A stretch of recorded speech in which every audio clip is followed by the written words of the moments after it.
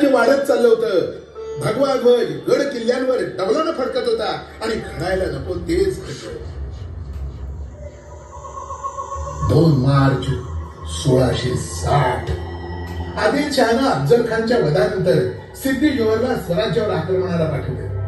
त्यावेळी शिवराय पन्हाळगडावर होते आणि हीच वेळ साधून प्रचंड सैन्याविषयी सिद्दी जोहरनं पन्हाळगडाला वेढा घातला आणि त्या वेढ्यात आपले राजे अडकून पडले.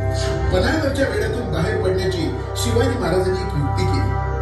हा वेढा फोडून विशाळगडाकडे जाण्याचं ठरवलं आणि विशाळगडाकडे कूच करणार त्या दिवशी शिवा काशीदने शिवरायांचा पोशाख चढवला. शिवा काशीदांचा चेहरा हुबेहूब शिवरायांच्या सारखा होता. खरं तर शिवराय कोण हेच कळणं अवघड होतं. आपल्या स्वराज्याचे गुप्तहेर बहिर्जी नाईक, तसंच रायाजी बांदल, फुलाजी प्रभू आणि बाजी प्रभू देशपांडे यांच्यासोबत 600 निवडक मावळेही सोबत घेतले आणि या सर्वांच्या साथीनं हा वेढा फोडून विशाळगड जवळ करायचा आणि सुरू झाला गनिमी कावा. शिवाजी महाराज सिद्दी जोहरला शरण येणार आहेत असं सांगून शत्रूला गाफील ठेवण्यात आलं. त्यामुळे पन्हाळगडाला आवडलेला वेढा काही प्रमाणात ढिला केला गेला आणि अखेर दिवस ठरला 12 जुलै 1660. आषाढी पौर्णिमेची रात्र. रात्री 10च्या सुमाराला शिवराय पन्हाळगडावरून निघाले. झाडाझुडपात आणि खास खळग्यातून महाराजांची पालखी विशाळगडाच्या दिशेने धावत होती. पाऊस पडत होता, आभाळ गडगडत होतं, छाता धडधडत होती, विजा लकलकत होत्या, पालखी धावत होती, नजरा धास्तीनं भिरभिरत होत्या आणि घात झाला. सिद्दी जोहरच्या हेराना शिवाजी राजे वेळातून निसटले याची खबर लागली. शिवाजी महाराजांनी पालखी थांबवली आणि शिवा काशीदकडे पाणावलेल्या डोळ्याने बघून म्हणाले, काय होणार आहे तुला माहिती आहे शिवा? तेव्हा शिवा काशीद म्हणाला, राज अहो तुमची ही कापड माझ्या अंगाला लागली तवाच ह्यो शिवा मेला. अहो राज तुमच्या ध्यानात येत नाही पण मला स्वर्गाचं दार दिसतंय हो. अजून काय पाहिजे या माणसाला? लोक माणूस आयुष्यभर कसा जगला ते सांगतात, पण माझ्या बाबतीत लोक म्हणतात की ह्यो शिवा असा भिलंदर, ह्यो महाराजांचं शिवाजी राजांचं मरण मेला आणि मरुष्यान बी 1000 वर्ष जगीन मी राज. येतो राजा मुजरा. असं म्हणून शिवा काशीद यांची पालखी मुख्य मार्गाने गेली आणि शिवाजी महाराज आडमार्गाने विशाळगडाला. आणि काही अंतर पुढे गेल्यावर आवाज आला, राज गनिम आलं.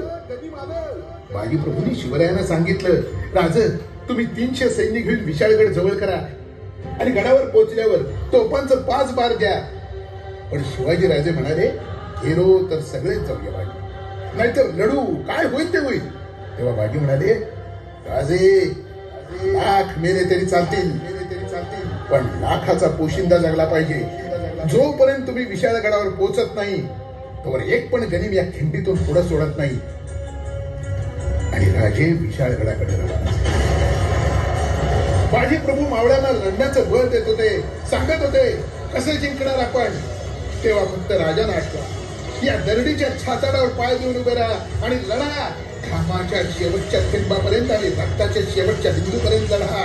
मी तुम्हाला वचन देतो, आज जर राजाने वाचवलं तर या फोड खिंडीच्या दगडावर तुमची नावं कायमची कोरली जातील आणि तुम्हाला तुमचा हक्कानं मागता येईल. आणि त्या हक्काचं नाव आहे स्वराज्य. आणि एकच गर्जना झाली, हर हर महादेव. सगळे मराठा सैन्य सिद्दी जोहरच्या मोगल सैन्यावर तुटून पडले आणि सगळी 52 खिंड तब्बल 21 तास चालून शरीर थकलेल्या स्थितीत असतानाही बाजी आणि त्यांच्या मावळ्यांनी मोठ्या हिमतीनं 6 ते 7 तास खिंड लढवली. धारातीर्थी पडलेले बंधू फुलाजी रायजी बांदल, जखमी झालेले स्वतःचं शरीर, या कशाचंही भान बाजीना नव्हतं. महाराज विशाळगडावर सुखरूप पोहोचले याचा इशारा देणाऱ्या तोफांच्या आवाजाकडे त्यांचं कान होते. तोफांचा आवाज ऐकेपर्यंत ते दोन्ही हातात तलवार घेऊन प्राणाची बाजी लावून लढत होते.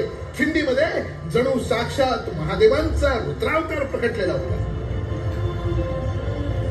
शिवाजी महाराज विशाळगडावरती सुखरूप पोहोचले. त्यांनी मावळ्यांना सांगितलं, तोफा पेटवा आणि आमचे बाजी आमचे वाट बघत असतील. तोफा पेटवल्या गेल्या. तोफांचा आवाज बाजींच्या कानावरती पडला. बाजी म्हणाले, तोफ तोफ माझा राजा पोचला, माझा राजा पोचला. शंभू महादेवा, उजरा राजा, उजरा. अरे अरे त्यांनी समाधानाने प्राण सोडले.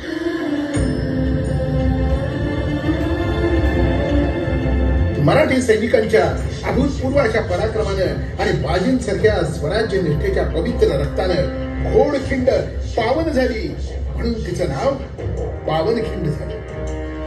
छत्रपती शिवाजी महाराज आणि त्यांच्या सर्व शूरवीर मावळ्यांना आमचा मानाचा मुजरा.